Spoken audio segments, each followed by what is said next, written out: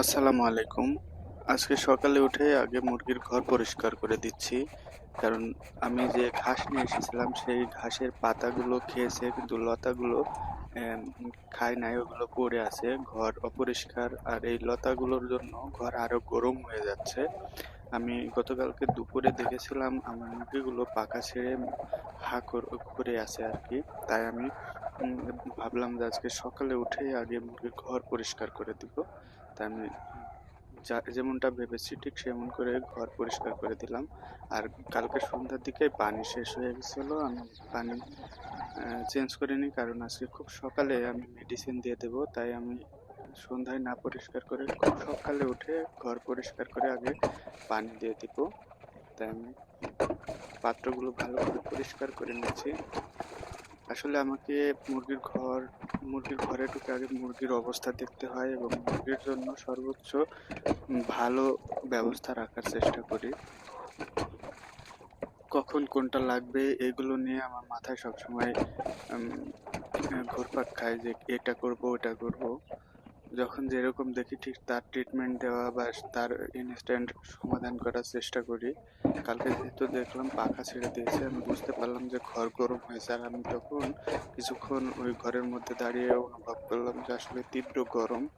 একতে বালি দেয়া, তার সাথে আবার এই ঘাসগুলো পড়ে ভ্যাপসা গরম আসছে। তাই আমি আহ, খুব সকালে উঠে আজকে যে কাজটা করছি, ঘরটা পরিষ্কার করছি।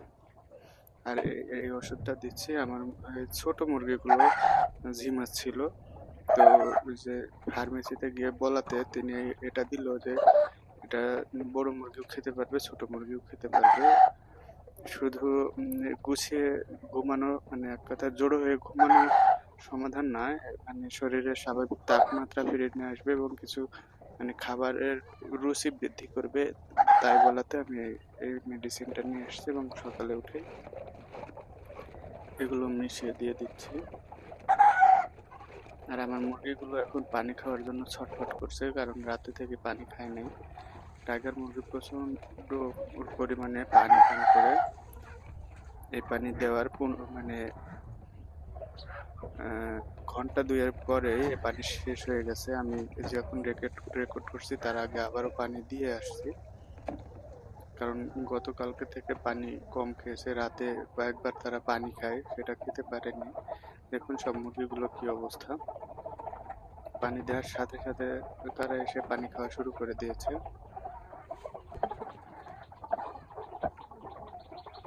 আমি টাইগার আর দেশি মুরগি একসাথে রাখাতে বেশ মুসিবতে পড়েছি। আমার যে দেশি মুরগির মোরগটা আছে, সে একেবারে সহ্য করছে না টাইগারের মোরগগুলোকে। তাই যখন যেখানে পাচ্ছে গিয়ে ঠুক ঠুক মারছে। আমরা বাইরে থেকে শব্দ করে তাড়িয়ে দেওয়ার ব্যবস্থা, মানে বারবার চেষ্টা করছি, কিন্তু তাতে কোনো লাভ হচ্ছে না। একটু থামছে, দিয়ে আবারও তাড়া দিচ্ছে। আমরা ভাবছি এই মুরগিগুলো আবারও আলাদা করে দিব, কারণ এতে দেশি মুরগি ও টাইগার মুরগি দুটোরই সমস্যা হচ্ছে। আর আজকে আমি এইখানে এসে একটু বেশ আমার স্বস্তি লাগছে। কালকে রাত্রে আমি মেডিসিন দিয়েছিলাম আর এসে সকালে দেখছি তারা এক জায়গায় গুছিয়ে ঘুমাচ্ছে না, বেশ স্বাভাবিকভাবে চলাফেরা করছে। আর এখন আমি দেশি মুরগির বাচ্চা আর ফুটাবো না। এই বাচ্চাগুলো দেখি হয় সব শেষ হয়ে যাবে, আর তা নাহলে বড় হয়ে যাবে, তখন আমি বসাবো। তা না হলে কোনো না কোনো ভাবে একসাথে রেখে দেওয়ার লাগছে।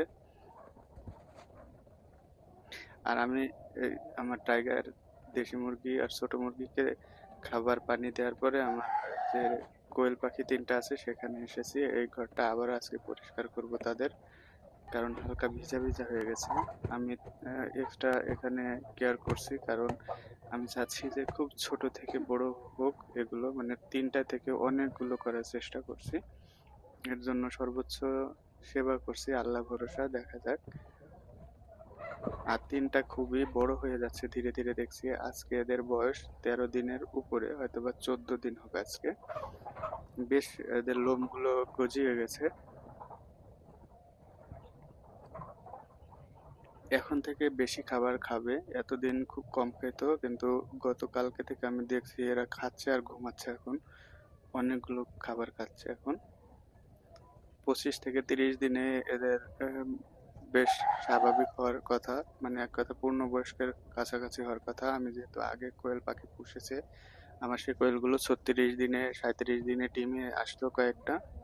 দেখা যাক, আল্লাহ ভরসা এগুলো কতদিনে ডিমে আসে। আপনারা আমাদের সাথেই থাকবেন, দেখবেন যে কতদিনে এগুলো ডিম দেয় এবং এগুলো আসলে বাঁচে কিনা। আসসালামু আলাইকুম।